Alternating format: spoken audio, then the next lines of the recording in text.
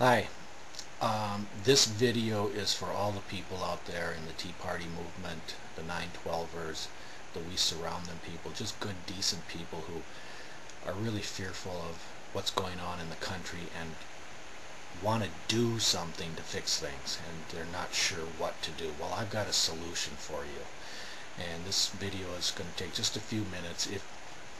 If you're not willing to spend a couple of hours a month to save your country, then just turn this video off. This isn't for you. This is going to be a short talk about the real solution, and that solution is getting involved in party politics. You know, if you want to win elections, and isn't that our goal, making sure that the best candidates win the elections? If you want to do that, what you've got to do is you've got to make sure your candidate gets on the ballot. And in order to get on the general ballot, he or she has to get on the primary ballot and win that primary election. Now, the primary election is the election that hardly anybody votes in. The voter turnout is very low. It's going to be much higher this go around in 2010, of course. But the best way to ensure that good conservatives win that all-important primary election is to become a real ball player in the ball game of politics. And that ball game is called party politics. If you're a registered voter, you have no say in who gets elected to the leadership of the party, and you also have no say in who the party endorses in the primary elections. But if you're a precinct committeeman, you get to do that. And this is a secret. They don't want the party establishments and the incumbents don't want you to know about this, and that's why I'm telling you about it. Only precinct committeemen can vote to elect party leaders. Only precinct committeemen can vote to endorse candidates, assuming that they've got a strong majority in their local GOP organization. Now, here's some numbers. This is really important. On Election Day 2008, across the country, in the Republican Party, half of these precinct committee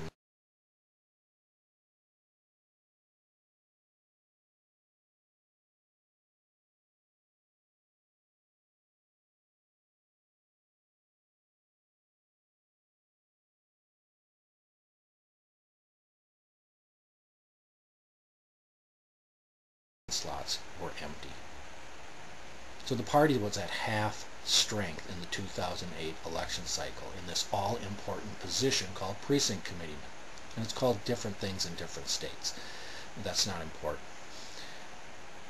In that 50% of the precinct committeemen where the positions were filled, the party split ideologically about 50-50. There's a conservative wing and there's a rhino, a Republican in name only / moderate wing.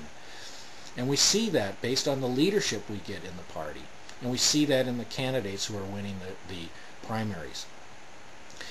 Imagine if all of the Tea Partiers, the 912ers, the We Surround Them people, the good, decent, conservative Americans who are going to the Tea Parties would invade the Republican Party and fill up all of the vacant precinct committeeman slots. That 50-50 split now changes completely. First, you've got a full strength party. Second, it's 75-25 conservatives over rhinos. You've got a full strength, solid conservative majority in the party rather than a weak and ineffective party. And for the independents out there that are listening to this, independents, you are completely ineffectual by being an independent when it comes to this sort of stuff of party politics, because you can't become a precinct committeeman in the Republican Party if you're a registered independent. You've got to re-register as a Republican. That's how you can really make a difference. The real ball game of politics is played at GOP meetings by precinct committeemen, because precinct committeemen get to, again, vote for the leadership of the party and get to vote to endorse the best candidates in the primary elections. When you become a precinct committeeman, candidates will call you and ask for your support because they know that you know the Republican voters in your precinct, and you're going to help get the vote out for one candidate. And that's where the power comes from. They call precinct committeemen the most powerful political office in the world. And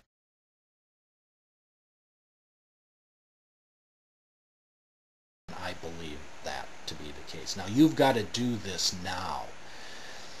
I'm making this video on January 6, 2010.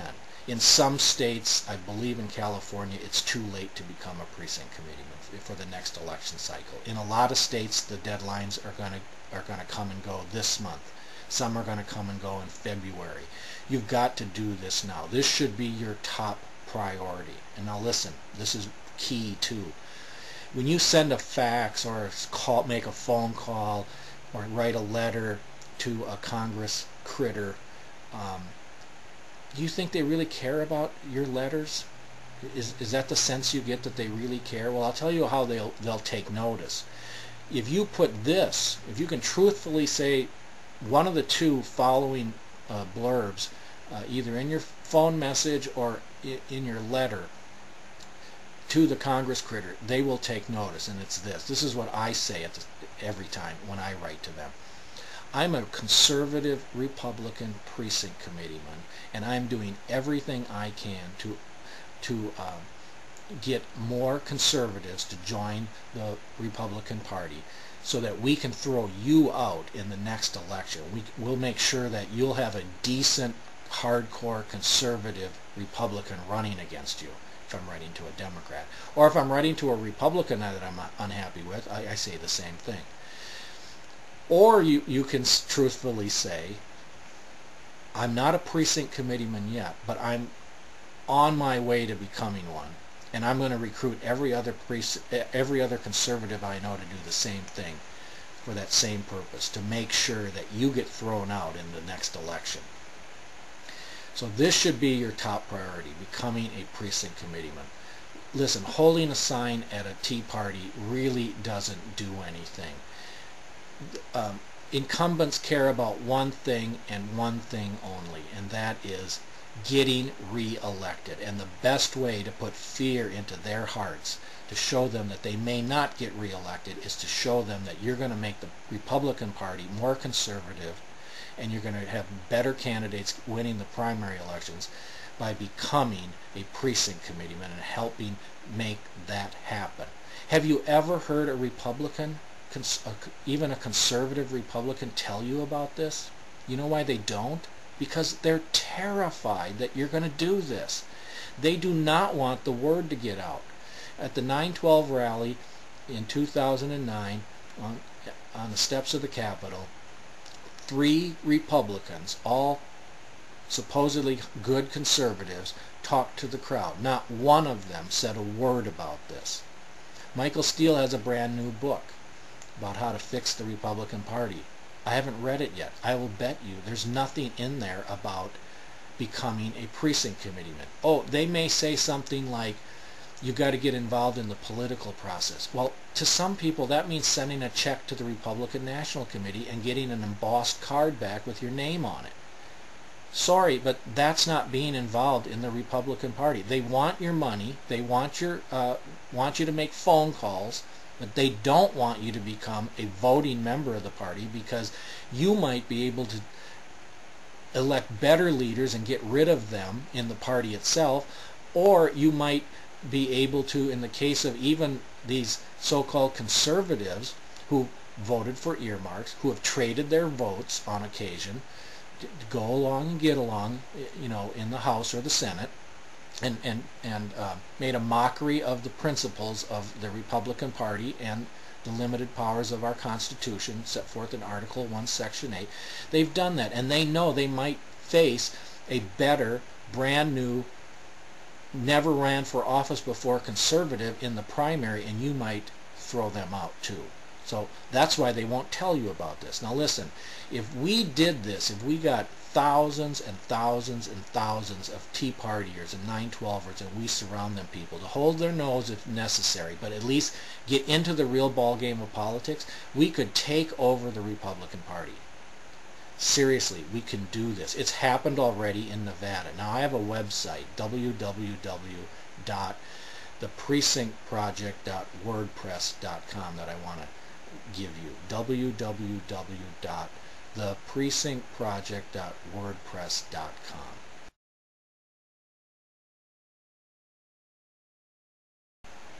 Go there. Click on the links for Nevada. You can read about how the grassroots conservatives in Nevada have already done this.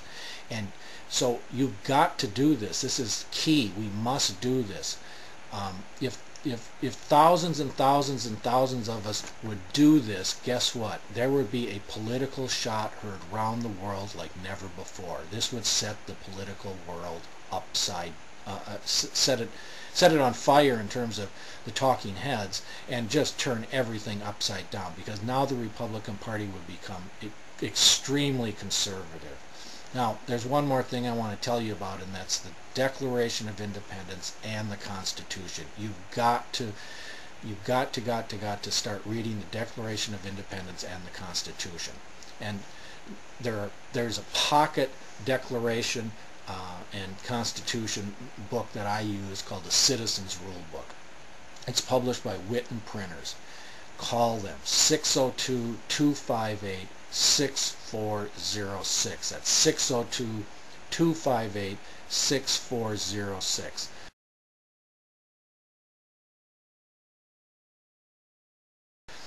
It's an excellent little booklet.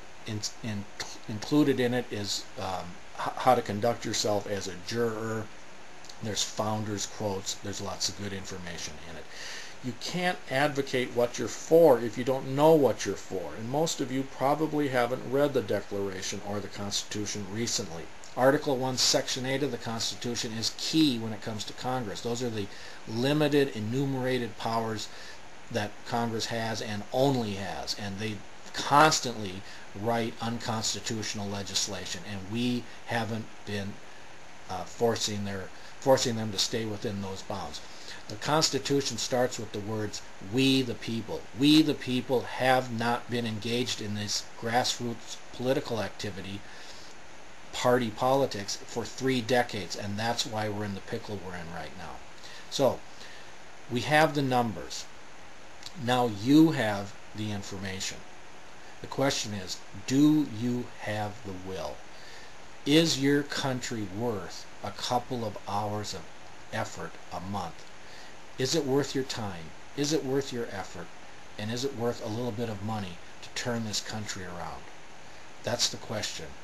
And time will tell, I guess. Thank you.